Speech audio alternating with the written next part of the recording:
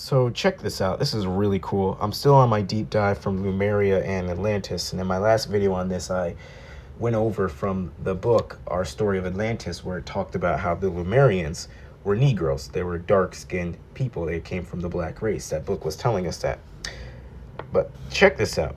An attempt to birth a new consciousness on Atlantis. When the time was right, the Nicals, the higher mystery schools, the ascended ones, the light workers of Lemuria, from Lemuria, created a spiritual representation of a human brain on the surface of their Atlantean island. Check this out, what they did. Super cool. They literally built a tree of life, one hemisphere, the other hemisphere. On this side, nobody crossed over, and it was perfect because nobody got out of line of what they were supposed to do. And all of these these are vortexes right here. There's 12 on this instead of 10. All of these vortexes are cities, were major cities where people had important things, and there's a line going down this way and there's a line going down that way. And nobody crossed this one. Nobody crossed that one. There's a physical male aspect and there was an emotional female aspect on the other side.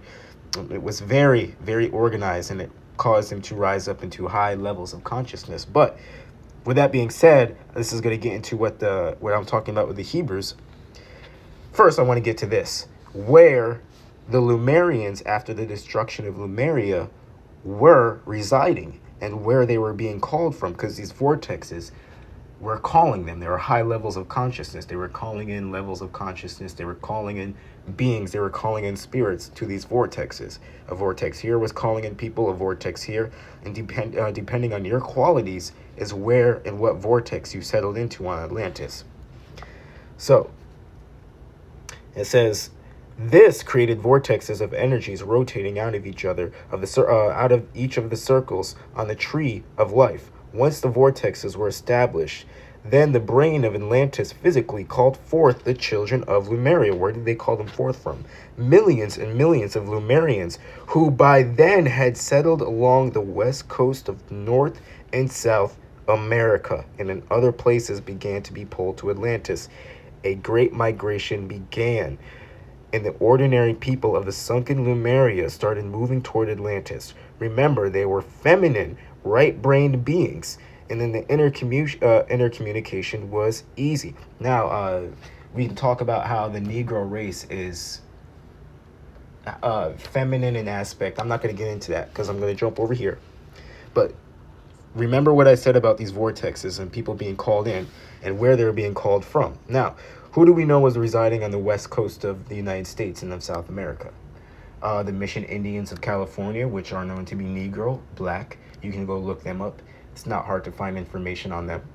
And also, our queen, our lady, Miss Khalifa, Queen Khalifa, the race of giant Amazonian women who were warriors and black.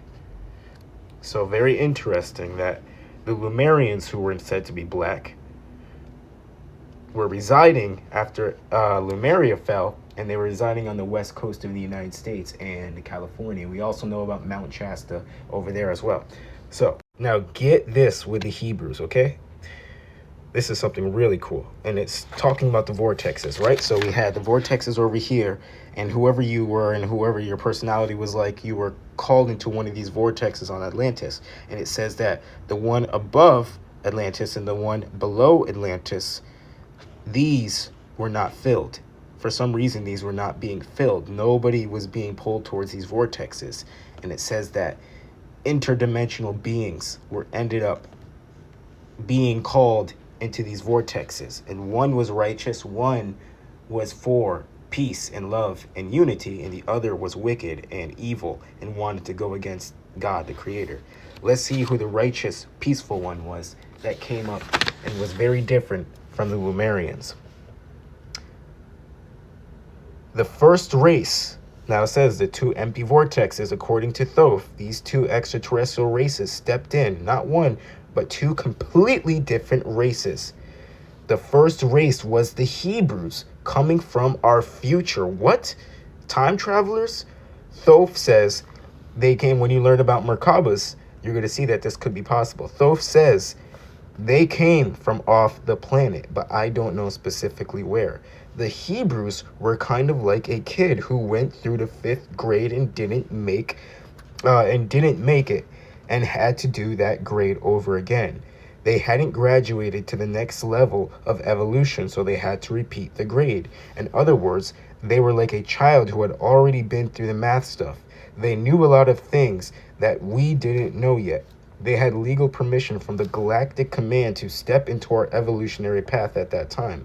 They brought with them, according to Thoth, many concepts and ideas that we had no idea about yet because we hadn't entered into those levels of awareness. This interaction actually benefited our evolution, I believe. There was no problem with them with their coming to Earth and settling. There probably would have been no problem at all if it was just one race had come. And you're going to learn about the other race that came and how wicked and how evil they were and how they messed up the planet. They messed everything up. So let's jump back into this book and prove that the Atlanteans were, in fact, black or Negro. To page 32, the first race bearing the form of man and distinct from all creatures, that is, having the capacity to think, was the dark or black race, whom we know as the Negro. This race came into existence in Lemuria. Over here, he further expounds on how the Lemurians are a Negro race. He's trying to lie and say that the Atlanteans are Caucasian, pale-skinned white people, but we know that's bullshit. And he's saying, wait a second, there's no way the Atlanteans can't come from the Lemurians because the Lemurians are black and the Atlanteans are white. And you know how they do. You know how they always lie. Okay, let's jump over here. The evidence in Egypt for a new look at history. Okay. We are going to focus on Egypt. Egypt happens to be where the main mystery school was located, where the evidence of different sized humans, the levels of consciousness still remain, though generally unrecognized. And it talks about the different statues you see in Egypt, how they're freaking giant. These are actual representations of how large man was at a certain point. And there's, depending on the consciousness that humanity is at, is depending on the size of what your body is going to be. So that's why it says also with Dr. Doriel's writing, how are these Gentiles, how are the people of Earth going to fight 60-foot giants spreading the gospel in the end times? So let's get back into Lemuria. I want you to look at this beautiful woman right here, the bust of Taya. Absolutely gorgeous. Obviously a black woman, obviously a Negro woman, obviously Shemitic. And it's going to say this right over here. This Egyptian statue of Taya and her husband A were the first to create a baby by interdimensionally connecting through the sacred tantra. They were practicing immortality on Lemuria and Atlantis, which led to immortality for all three, the father, the mother, and the child. You can get a pretty good idea of what Lemurians looked like from looking at her. He's saying this is what a Lemurian looked like.